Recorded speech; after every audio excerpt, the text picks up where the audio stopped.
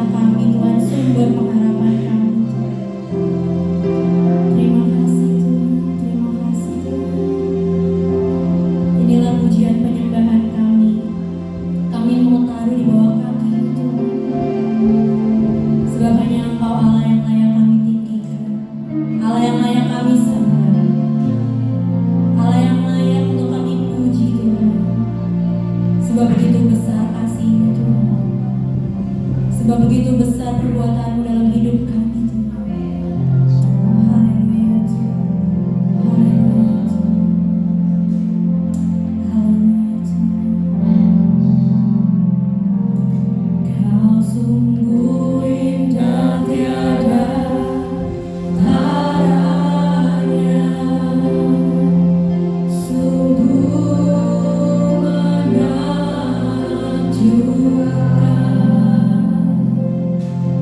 sungguh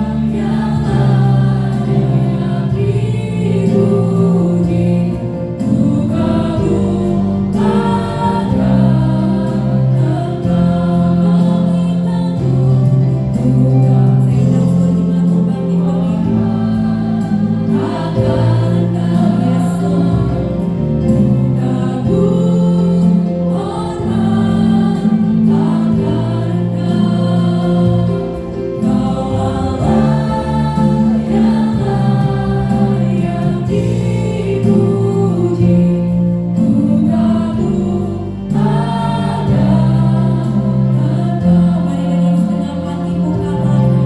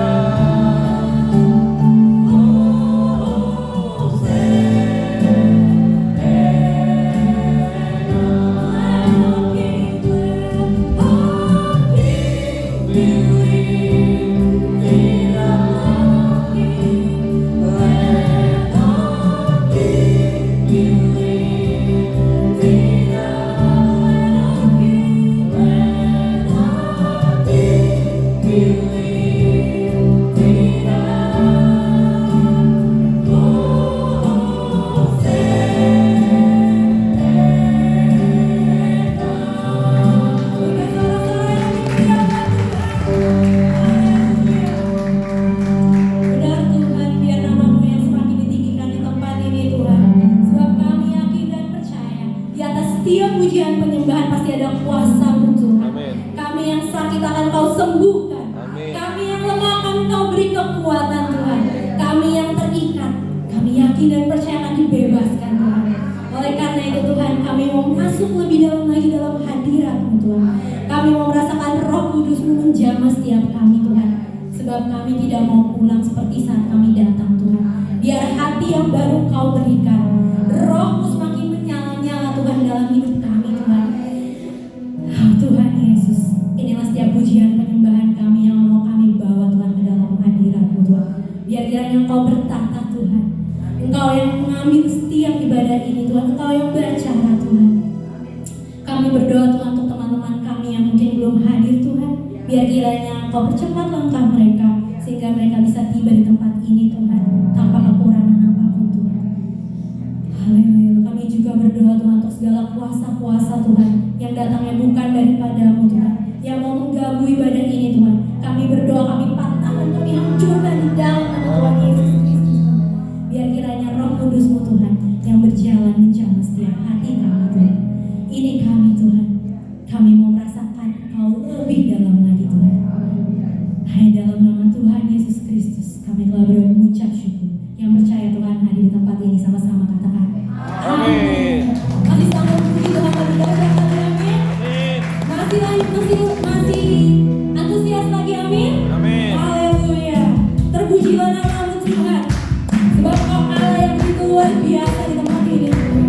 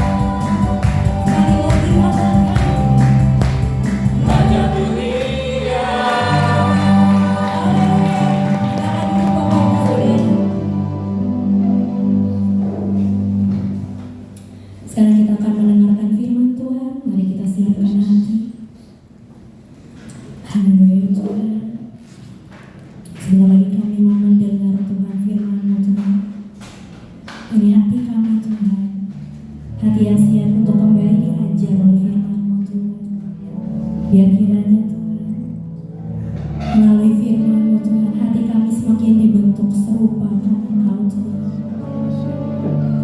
Biar kiranya Tuhan, hati kami semakin dipulihkan Tuhan, sehingga kami semakin sama dan serupa dengan Engkau. Haleluya Tuhan, haleluya Tuhan.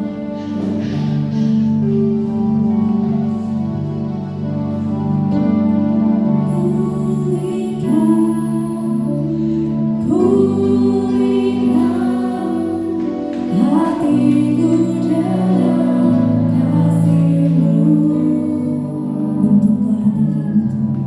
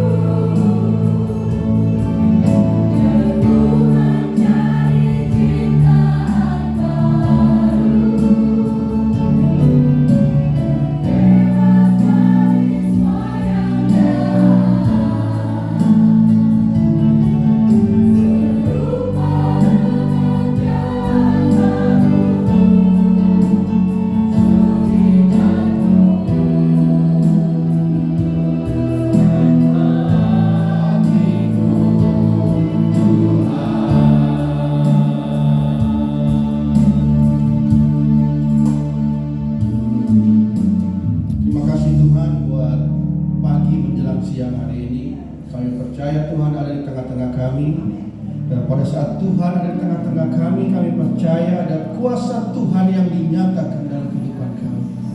Ada damai yang kami rasakan dalam hati kami. Ada pintu-pintu yang terbuka, ikatan-ikatan dipatahkan. Dan kasih Tuhan kami rasakan, kuasa Tuhan kami rasakan. Ada sukacita di hati kami, Tuhan. Ini kami, Tuhan, berbicara pada pagi menjelang siang hari ini. Biar firman menjadi pelita, Tuhan, dalam kehidupan kami, menjadi terang bagi jalan-jalan kaki kami, Tuhan.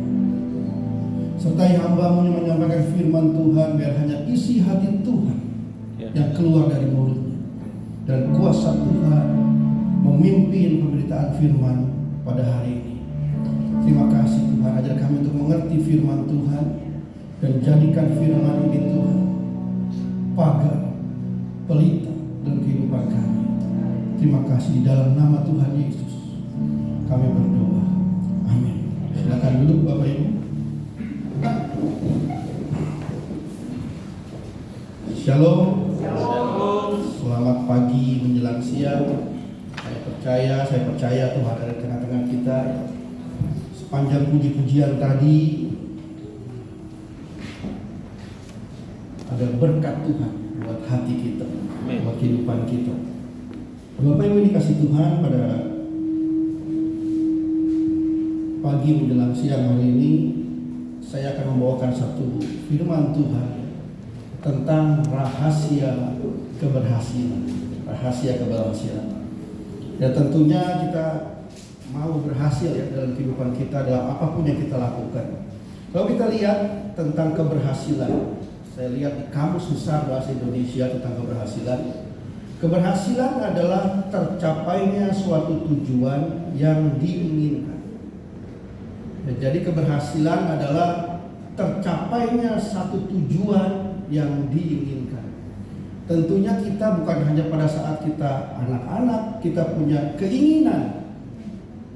Pada saat kita usia-usia saya nih, kepala 5, ya, mungkin ada Bapak Ibu Saudara yang mungkin kepala 3, kepala 4 umurnya ya. Punya keinginan, punya harapan. Ada orang-orang yang mempunyai satu keinginan untuk apa? Untuk sukses. Ada satu tujuan untuk pekerjaan, punya keinginan kehidupan yang lebih baik. Atau dalam kesehatan, mau jadi orang yang lebih sehat, jadi berkat. Ada tujuan-tujuan tertentu. Nah, pada pagi hari ini kita mau belajar dari satu bangsa yang luar biasa, tentunya bangsa Israel ya. Kita mau belajar pada pagi hari ini. Ada satu hal yang menarik dari perikop yang kita akan baca sebentar dan sepanjang firman Tuhan yang akan disampaikan. Karena bangsa Israel ini dia meraih satu kesuksesan. Dalam hal ini apa? Dari perbudakan di Mesir sampai ke tanah Kanaan. Tujuannya itu, dan dia mencapai kesuksesan, dia berhasil. Nah, satu hal yang menarik yang ajar bangsa Israel bukan orang-orang pintar, tanda kutip, tapi Tuhan sendiri. Tuhan sendiri yang ajar bangsa Israel cara-cara untuk menjadi sukses. Waktu bangsa Israel ikuti itu, dia sukses. Dia mencapai tujuannya, kesuksesannya. Nah, apa yang Tuhan ajarkan kepada bangsa Israel pada pagi hari ini, menjelang siang hari ini, saya akan coba share. Saya pelajari dan saya akan coba share ke Bapak Ibu Saudara di sini. Dan harapannya tentunya kita punya tujuan, kita punya harapan dengan menerapkan apa yang Tuhan ajarkan kepada Israel. Kita memperoleh kesuksesan, mencapai keberhasilan dalam kehidupan kita. Jadi tema pada pagi hari ini, menjelang siang hari ini, rahasia keberhasilan. Kita belajar dari Israel. Kita baca satu ayat, satu perikop. Yosua 1 ayat 1 sampai 7. Yosua 1 ayat 1 sampai 7.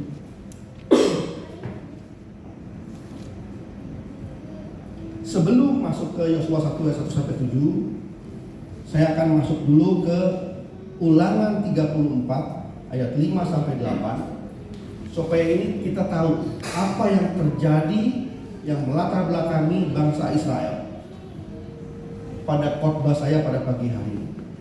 Ulangan 34 ayat 5 sampai 8. Saya bacain ya. Ulangan 34 ayat 5 sampai 8. Kematian Musa judulnya. Lalu matilah Musa, hamba Tuhan itu, di sana di tanah Moab, sesuai dengan firman Tuhan, dan dikuburnyalah dia di suatu lembah di tanah Moab, di tentangan Bet Peor, dan tidak ada orang yang tahu kuburnya sampai hari ini. Ayat 8, orang Israel menangisi Musa di dataran tinggi Moab 30 hari lamanya. Kemudian saya masuk ke Yosua 1 ayat 2 sampai 7. Tuhan berkata begini, hambaku Musa telah mati, sebab itu bersiaplah sekarang, seberangilah sungai Yordan ini, engkau dan seluruh bangsa ini, menuju negeri yang akan kuberikan kepada mereka, kepada orang Israel itu. Saya langsung lompat aja, mempercepat waktu ya, sampai ke ayat 7. Hanya kuatkan dan teguhkanlah hatimu dengan sungguh-sungguh, bertindaklah hati-hati sesuai dengan seluruh hukum yang telah diperintahkan kepadamu oleh hambaku Musa. Janganlah menyimpang ke kanan atau ke kiri, supaya engkau beruntung kemanapun engkau pergi. Jadi perikop yang tadi kita baca itu adalah bagian dari perjuangan bangsa Israel from zero to hero, dari perbudakan di Mesir sampai kepada tanah perjanjian, tanah Kanaan. Dan yang tadi saya katakan bahwa Israel diajar sama Tuhan sendiri. Jadi Tuhan sendiri kasih poin-poinnya, lakukan ini, lakukan ini, lakukan ini.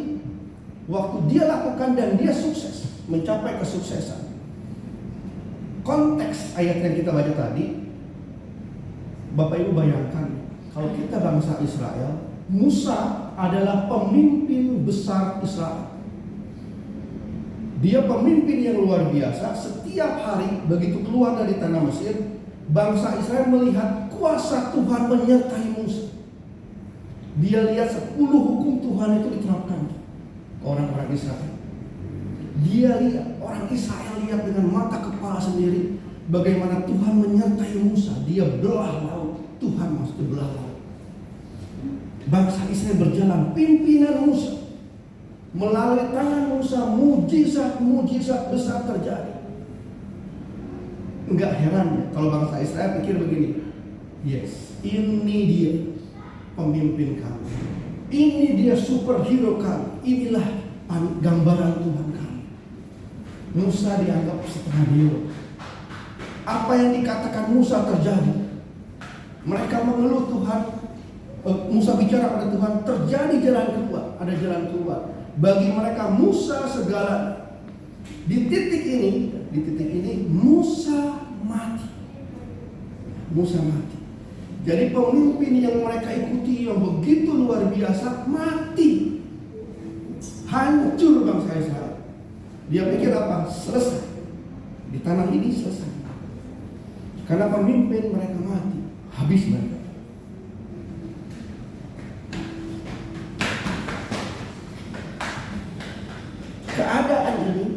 Keadaan ini mirip sama keadaan kita. Kadang-kadang kita punya satu tujuan, kita punya satu rencana, tapi ada satu kejadian yang membuat kita patah arah. Kita pikir selesai, nggak ada lagi waktu kita. Nah, pada pagi hari ini kita akan belajar ya,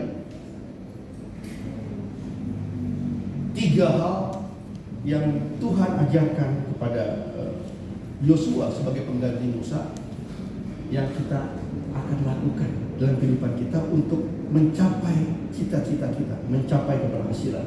Dikatakan di sini 30 hari bangsa Israel menangisi Musa. 30 hari dia menangisi Musa. Kemudian apa yang Tuhan ajarkan? Oke, kita akan masuk yang pertama. Kita udah baca tadi ayat Yosua 1 ayat 2 sampai dengan 7. Nah, saya akan mulai bacakan poin-poin apa yang Tuhan ajarkan. Yang pertama, Yosua 1 ayat 2.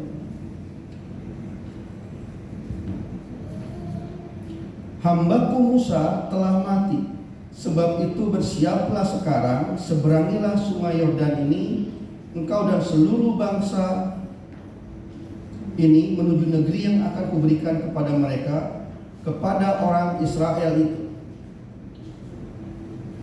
Jadi dikatakan apa? Tuhan bilang bersiaplah dan seberangilah sungai Yordan. Apa artinya? Ketika bangsa Israel terpuruk, dia lihat pemimpin besarnya mati, dia pikir tidak ada harapan. Yang Tuhan inginkan apa? Kembali bangkit dan melangkah. 30 hari, 30 malam terpuruk, bangkit, Tuhan katakan. Bangkit seberangi sungai Yordan. Artinya apa? Move on. Orang bilang sekarang move on, bergerak. Dalam keadaan terpuruk, hancur, Tuhan minta bergerak. Apa pentingnya? Bukankah Tuhan itu Tuhan yang luar biasa? Dia bisa bikin sesuatu yang luar biasa tanpa kita mungkin melakukan sesuatu. Nah, saya akan ajak Bapak Ibu Saudara untuk melihat ketika Tuhan menciptakan manusia. Kejadian 1 ayat 26. Waktu Tuhan menciptakan manusia, dikatakan apa? Manusia diciptakan serupa segambar dengan Allah. Serupa segambar dengan Allah itu banyak konteks. Tapi dalam konteks ini saya kasih gambaran serupa dan segambar dengan Allah bicara tentang free will.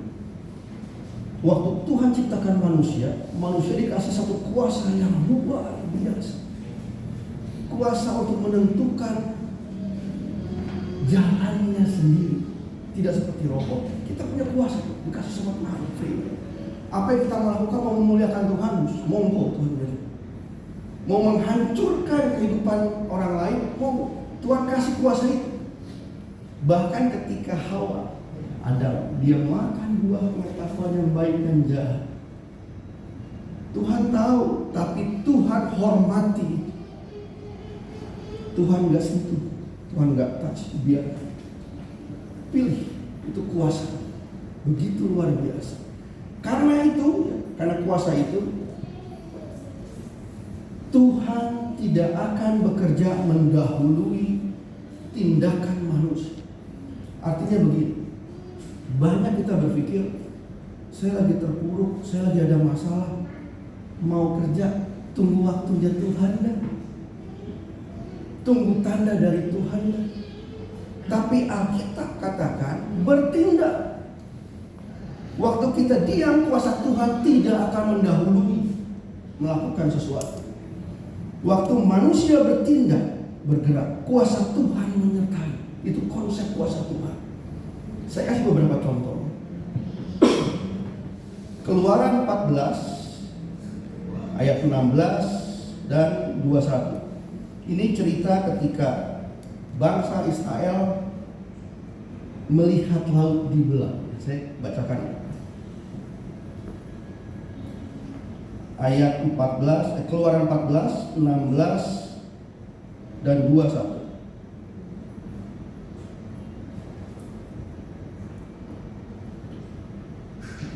Dan ayat 16, dan engkau angkatlah tongkatmu dan ulurkanlah tanganmu ke atas laut dan belahlah air, sehingga orang Israel akan berjalan dari tengah-tengah laut di tempat kering.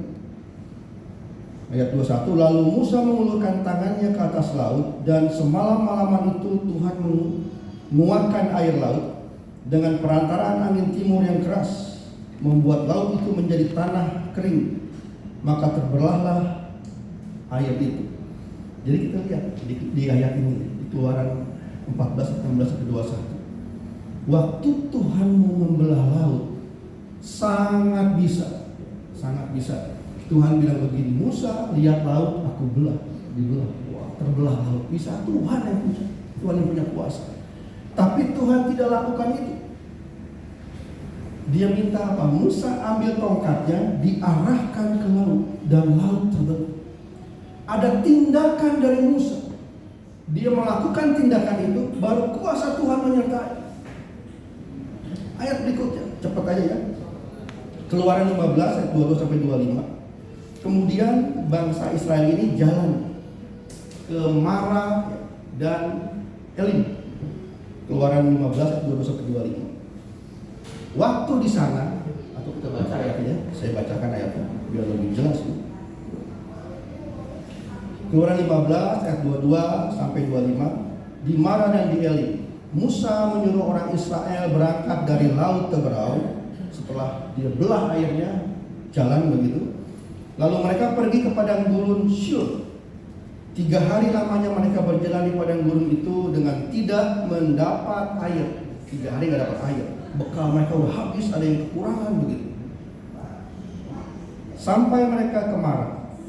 Tetapi mereka tidak dapat meminum air yang di Mara itu karena pahit rasanya. Itulah sebabnya dinamai orang tempat itu Mara. Lalu bersungut-sungutlah bangsa itu kepada Musa, kata mereka, apakah yang akan kami minum? Musa berseru-seru kepada Tuhan dan Tuhan menunjukkan kepadanya sepotong kayu. Tuhan nggak belah batu keluar air. Tuhan nggak bikin manis dengan mujizat misalnya ada air turun, enggak. Harus ada yang dilakukan Musa. Dikasih lihat apa? Kayu, ya, kayu. Saya ulang, Musa berseru-seru kepada Tuhan dan Tuhan menunjukkan kepadanya sepotong kayu. Musa melemparkan kayu itu ke dalam air, lalu air itu menjadi manis. Di sanalah diberikan Tuhan ketetapan-ketetapan dan peraturan-peraturan kepada mereka, dan di sanalah Tuhan mencobai mereka. Ya. Jadi lihat saya lagi ya. Ada tindakan dari Musa, tindakan dari manusia. Kuasa Tuhan menyertai. Ayat berikutnya kita nggak usah baca. Keluaran 17 8-13. Ini ketika Amalek, Musa berhadapan dengan bangsa Amalek. Amalek bangsa yang gemar perang dikatakan. Punya peralatan perang pasti bagus, hebat-hebat, terlatih. Orang Israel apa? Tukang injak-injak jerami, tukang begitu. Enggak pandai perang. Waktu Musa angkat tongkat dia, peperangan, Israel menjadi kuat, dihantam orang-orang Amalek. Waktu tangannya penat, dia turun tangannya, terbalik, bangsa Israel dihantam sama orang Amalek. Akhirnya apa? Hur dan saya lupa satu Harun dan Hur ya, Harun dan Hur. Dia angkat tangan Musa sehari-hari, dikasih tempat duduk, dan bangsa Israel hantam Amalek. Ada kuasa. Waktu manusia melakukan sesuatu, kuasa Tuhan menyertai. Nah, saya bacakan satu ayat terakhir di konteks ini ya, yang pertama ini. Mazmur 1 ayat 1 sampai 3.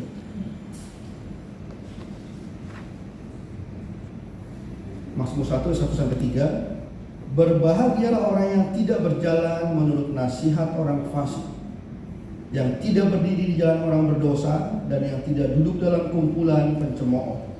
Tetapi yang kesukaannya ialah Taurat Tuhan, dan yang merenungkan Taurat itu siang dan malam. Saya kasih border ya di ayat 3 ini. Ia seperti pohon yang ditanam di tepi aliran air, yang menghasilkan buahnya pada musimnya, dan yang tidak layu daunnya. Ini saya kasih note ya, tebal di sini. Apa saja yang diperbuatnya berhasil. Orang yang hidupnya begitu kudus, begitu saleh, begitu benar, merenungkan Taurat siang dan malam, apa saja yang diperbuatnya berhasil. Artinya apa? Dia melakukan sesuatu, kuasa Tuhan menyertai dan berhasil. Kalau dia diam-diam aja, saya tahu Tuhan kasih yang terbaik buat saya. Tidak usah saya minta pun Tuhan pasti kasih. Tidak ada yang berhasil. Apa yang berhasil? Dia nggak lakukan apa-apa. Karena konteks ayat ini jelas. Apa saja yang diperbuat. Jadi ada tindakan dari dia. Waktu dia melakukan sesuatu, berhasil. Dia lakukan sesuatu, berhasil. Kita tarik dalam kehidupan kita, Bapak Ibu.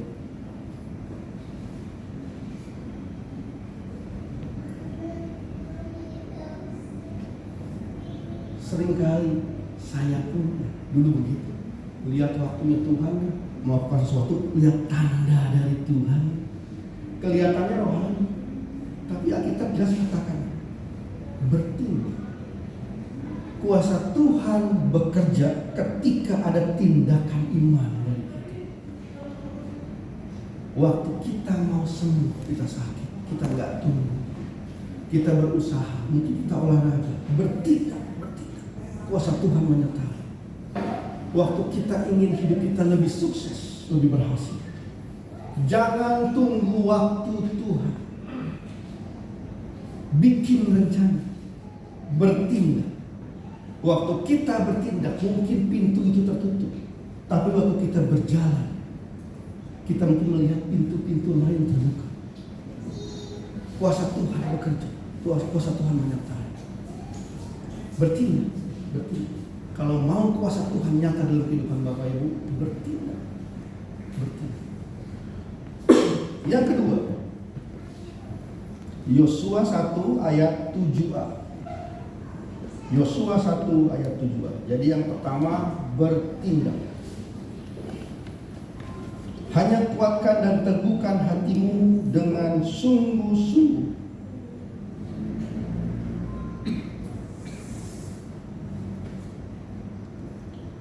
Itu yang ayat yang kedua yang Tuhan inginkan. Hanya kuatkan dan teguhkan hatimu dengan sungguh-sungguh. Bertindaklah hati-hati sesuai dengan seluruh hukum yang telah kuperintahkan kepadamu oleh hamba-Ku Musa.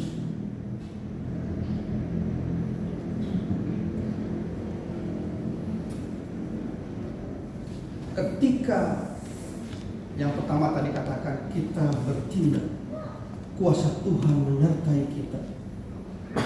Buat apa lagi sih Pak? Kok mesti kuatkan dan teguhkan hati, bertindak sungguh bersesuai dengan firman Tuhan dengan sungguh-sungguh. Apalagi sih harus seperti itu. Nah, satu hal yang terjadi dalam kehidupan saya. Dulu saya berpikir ketika saya mengikut Tuhan, terima Tuhan dalam kehidupan saya, jadi anak Tuhan, saya melayani Tuhan, maka saya jadi orang yang super, saya pikir. Jadi orang yang kebal terhadap masalah, kebal terhadap segala macam kehidupan, masalah kehidupan. Jadi orang yang luar biasa.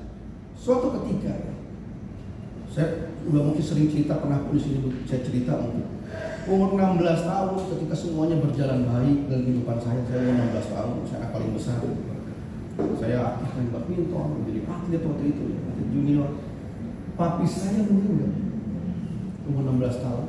Waktu papi saya meninggal, itu seperti saya dengar geledek di tengah hari. Saya pulang latihan, sih cuma saya rame. Saya tanya ada apa, papi sakit, di rumah sakit Pelni di Tamburan. Waktu saya kesana udah di kamar mayat. Itu seperti saya dengar geledeknya kena kepala saya. Rasanya. Dan saya sadar, orang yang melayani Tuhan, saya cinta Tuhan, ikut Tuhan, melihat kuasa Tuhan dalam kehidupan, saya melayani dia, ngalamin loh hal seperti ini. Saya pikir apa bedanya Tuhan? Apa bedanya orang yang tidak kenal Tuhan sama orang yang kenal Tuhan? Sama mengalami nasib sial, sama mengalami hal-hal yang tidak baik, itu pikiran saya. Waktu berjalan, jadi pertanyaan besar buat kehidupan saya, kok begitu ya Tuhan? Apa bedanya? Terus berjalan. Nah, sampai suatu ketika saya ikut satu organisasi, ada cerita, ada buku yang saya lihat cerita, ada satu kejadian di Jawa, seorang pria dipakai Tuhan luar biasa, melayani Tuhan, menikah sama istrinya, juga dipakai Tuhan luar biasa. Kebaktian, habis kebaktian mereka naik motor pulang ke toko buku Kristen, beli buku-buku untuk keperluan pelayanan mereka. Pulang mereka dibonceng. Satu titik motor mereka tumpangi jatuh. Yang laki-laki jatuh ke jalur dia, yang perempuan ke sebelah. Truk datang, kepalanya kelinis, mati di tempat. Waktu kejadian itu geger di sana. Di gereja mereka geger, mereka punya sinode geger. Kok orang yang dipakai Tuhan luar biasa, orang yang cinta Tuhan, meninggal, matinya mengenaskan. Di mana Tuhan? Di mana Tuhan? Kita katakan apa? Tuh, teguhkan dan kuatkan hatimu orang Israel bilang seperti itu. Kejadian lain. Mungkin Bapak Ibu ada yang pernah tahu di GBI Petamburan dulu. Saya di GBI Petamburan, Pak Mesak, Pak Yohanes Marbu. Suatu ketika Pak Mesak cancer, udah stadium akhir. Orang-orang udah lihat, jemaat lihat, oh ini saatnya beliau pulang.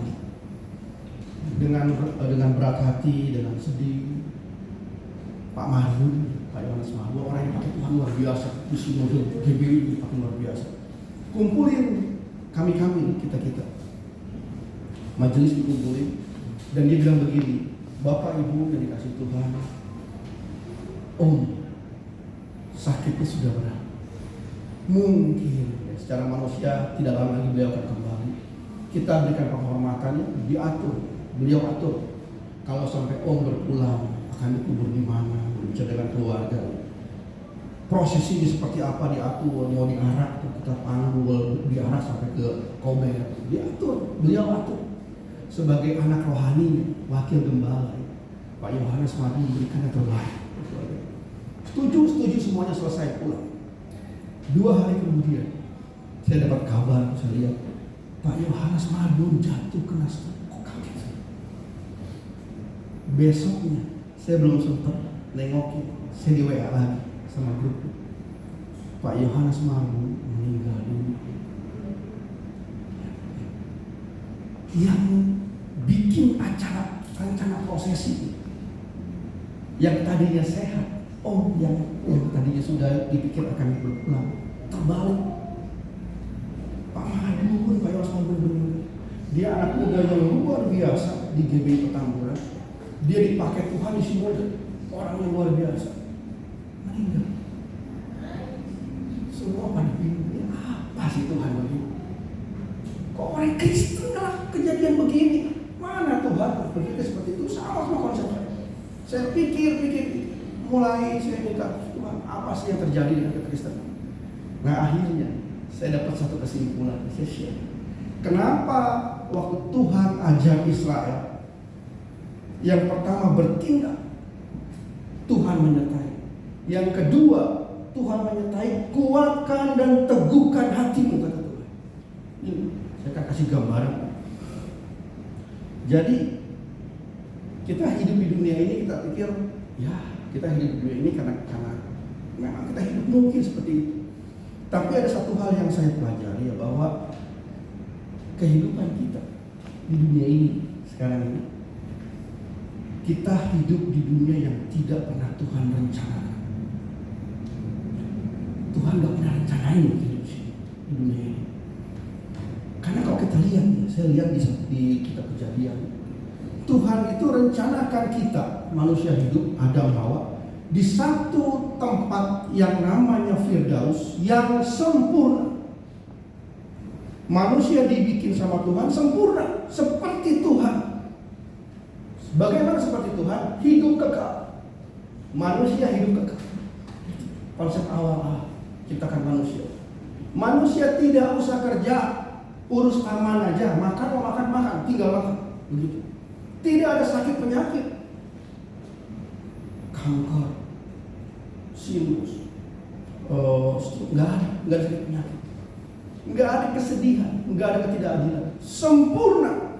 Alam begitu sempurna, itu yang Tuhan bikin. Waktu manusia jatuh dalam dosa, Tuhan kutuk manusia. Waktu Tuhan kutuk manusia, apa yang terjadi? Manusia dibuang ke dunia ini. Jadi kita di dunia ini, di dunia yang terkutuk, yang Tuhan tidak rencanakan awalnya.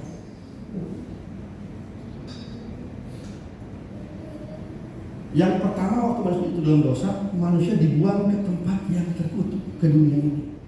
Yang kedua, bersamaan dengan itu, Tuhan setting manusia jatuh dalam dosa di sini, di dunia yang tidak Tuhan rencanakan.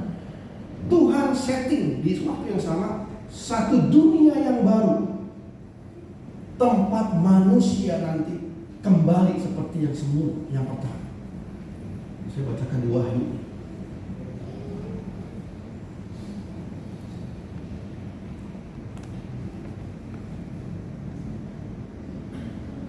Wahyu 21 ayat 2 sampai 4. Jadi waktu manusia jatuh dalam dosa, dikutuk dan masuk ke dunia yang terkutuk, dunia ini. Di waktu yang bersamaan Tuhan setting, karena Dia kasih kita, Dia setting satu dunia yang baru, kembaran dari dunia yang itu.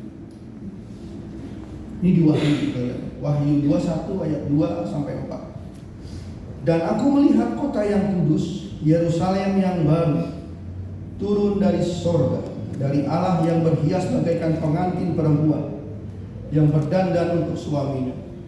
Lalu aku mendengar suara yang nyaring dari tahta itu berkata, lihatlah, kemah Allah ada di tengah-tengah manusia, dan Ia akan diam bersama-sama dengan mereka.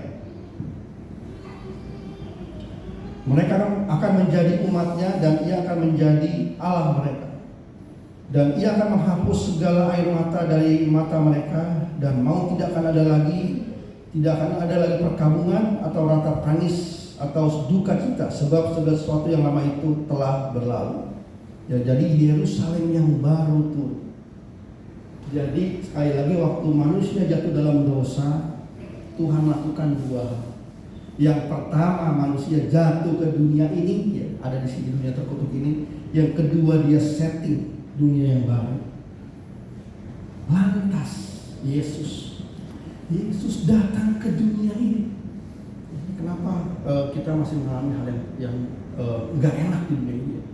Yesus tahu di dunia terkutuk ini tidak enak, masalah di sini.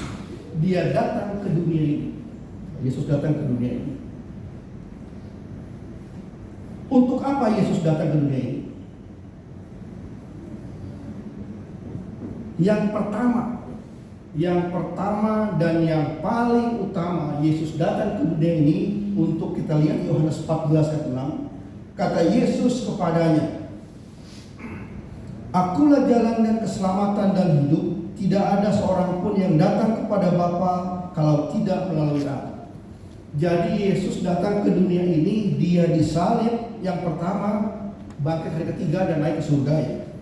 Untuk apa? Yang pertama, untuk memastikan, kan ada dunia yang baru kembarannya. Orang-orang percaya kepada Dia supaya Dia bisa bawa kita ke sana, ke dunia yang baru. Itu tujuan Tuhan pertama datang ke dunia ini, untuk maksud penyelamatan.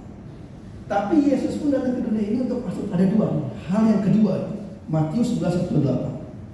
Dia katakan begini, marilah kepadaku semua yang letih, lesu dan berbeban berat, Aku akan memberi kelegaan kepada.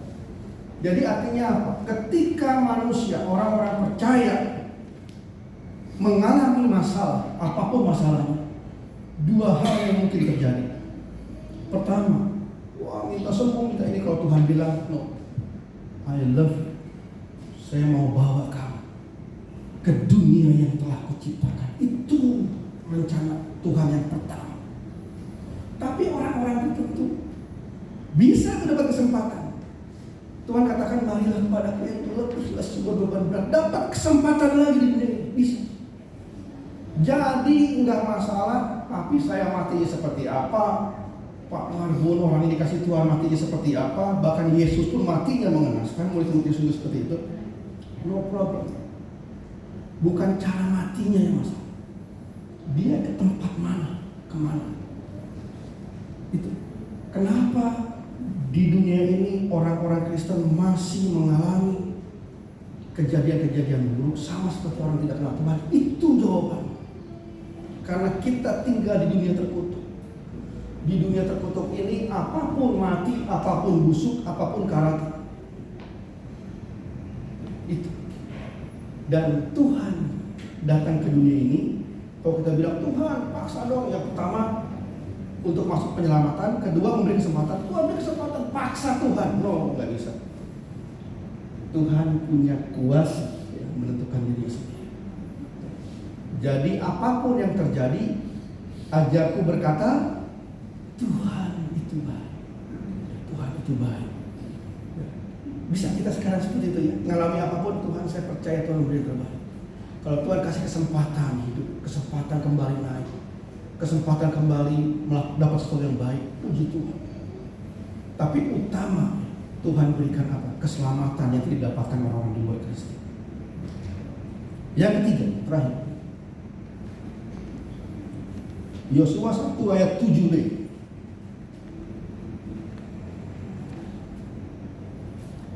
Janganlah menyimpang ke kanan atau ke kiri, supaya engkau beruntung kemanapun engkau pergi. Jadi yang ketiga, Tuhan ajarkan bangsa Israel, jangan menyimpang ke kanan ke kiri.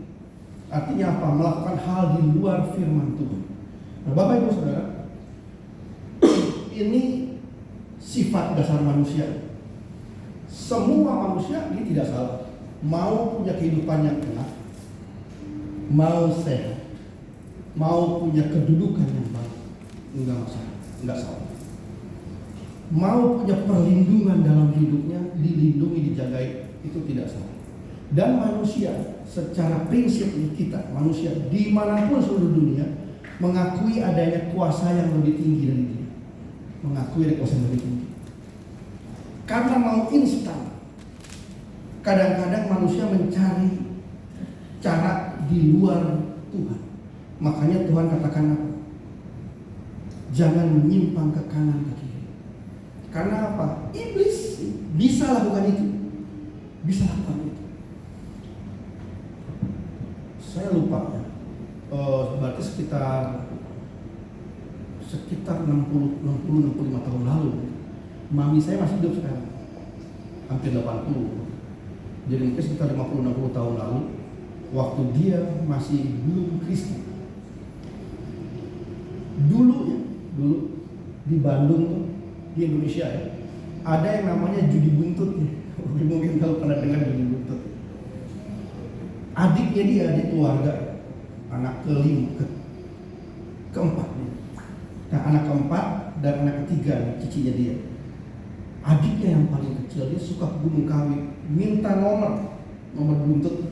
Ke Gunung Kawi minta nomor buntut berkali-kali. Namanya buntut dulu. Sekarang togel. Nah, jadi waktu dilihat adik ini sering ke Gunung Kawi, dia iseng aja. Isian dikasih kopi, ditaruh telur, itu aja. Ada sumur tua di belakang, ini jadi bener, mami saya ada.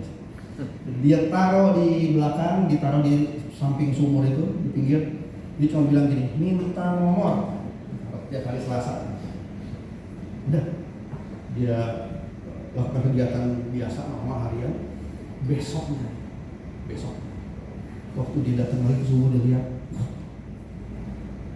telur yang ditaruh ada kayak tumpahan kopi, ada nomornya 2 dipasang, dapat.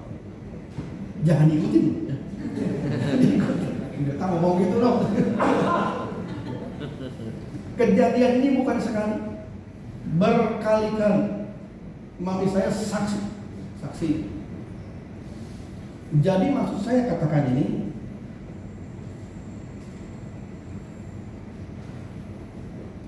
iblis punya kuasa di dunia ini.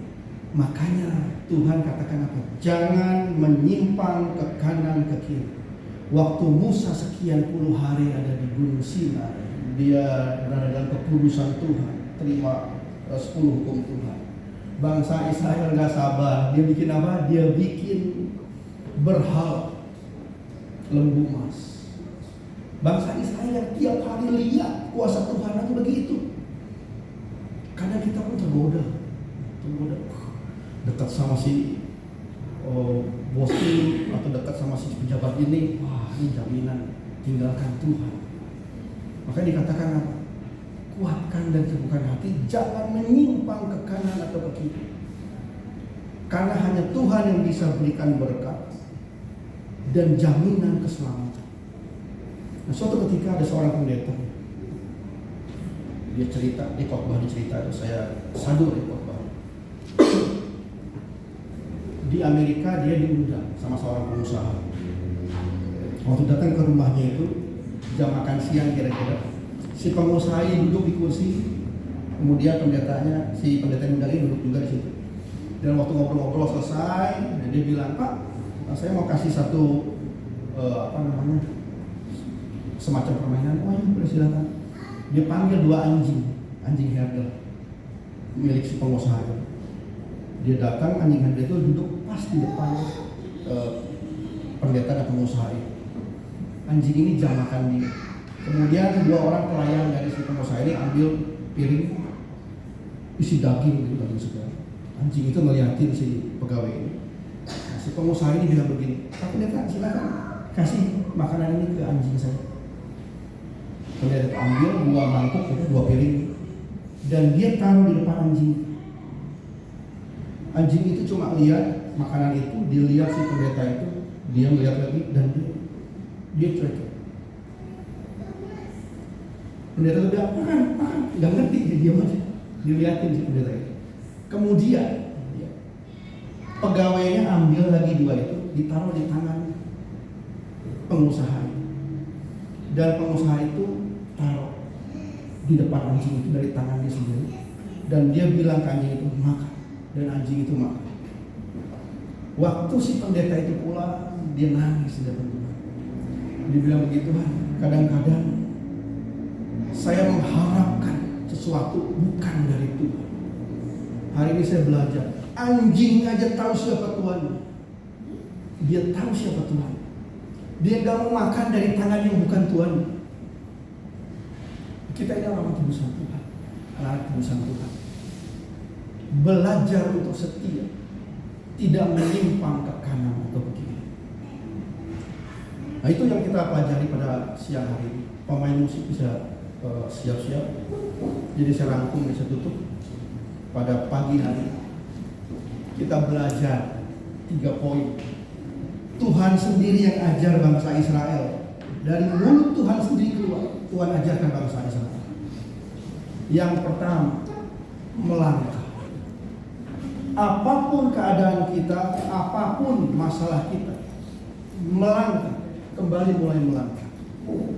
Ketika kita mulai melangkah, kuasa Tuhan menyertai. Yang kedua, kuatkan dan teguhkan hati. Karena walaupun kita di dalam Tuhan, kita mengalami juga hal yang tidak baik. Karena dunia ini tempat, nanti di sana kita akan alami lagi. Di situ tempat. Jangan kita keluar dari rencana Tuhan, dari kasih Tuhan, karena ada satu kejadian dulu, ada masalah dalam kehidupan kita. Karena sekali lagi ini Tuhan, kasih Tuhan tidak bisa dibatasi oleh itu. Yang ketiga, bertindak hati-hati, tidak menyimpang ke kanan atau ke kiri. Jadi orang yang setia.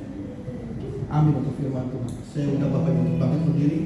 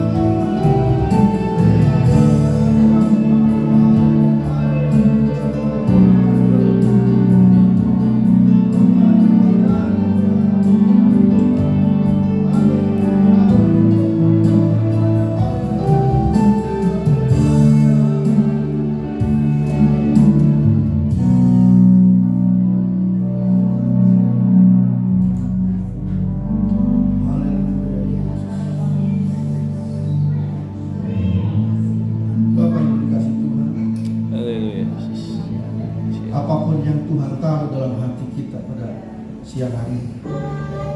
Doakan itu.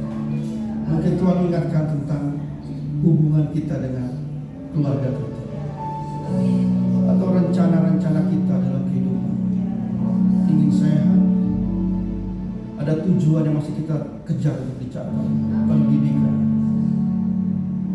pekerja, pelayan, apa, naikkan itu di hadapan Tuhan.